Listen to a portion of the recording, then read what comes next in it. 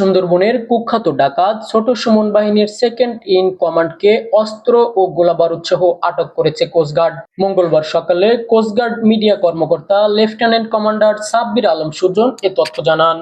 তিনি বলেন, সুন্দরবনের কুখ্যাত ডাকাত ছোট সুমন বাহিনীর সেকেন্ড ইন কমান্ড সুন্দরবন হতে বাগেরহাটের রামপালের সুখদেরা বাজার সংলগ্ন এলাকায় তার পরিবারের সাথে সাক্ষাৎ করতে আসে। গোপন তথ্যের ভিত্তিতে 20 এপ্রিল সোমবার রাত 10টায় কোস্টগার্ড বিশেষ অভিযান চালায়। অভিযান চালিয়ে ডাকাত বাহিনীর second in command Mohammad Abdus Samad মোল্লাকে আটক করা হয়। পরে তার দেওয়া তথ্যের ভিত্তিতে মধ্যরাত 2টায় সুন্দরবনের নন্দবালা খাল সংলগ্ন এলাকা হতে একটি একনালা বন্দুক, একটি এয়ারগান ও 2 রাউন্ড তাজা কার্তুজ উদ্ধার করা হয়। আটককৃত ডাকাত মোহাম্মদ আব্দুস সামাদ মোল্লা বাগেরহাট জেলার রামপাল থানার বাসিন্দা।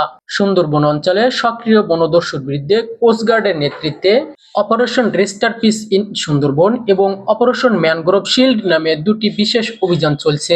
এ অভিযান করে দুর্ধর্ষ ডাকাত ছোট সুমন বাহিনীর সেকেন্ড ইন কমান্ডকে আটক করা হয় বলে জানায় কোস্টগার্ড। মোহাম্মদ রহমতুল্লাহ, দৈনিক পূর্বাঞ্চল।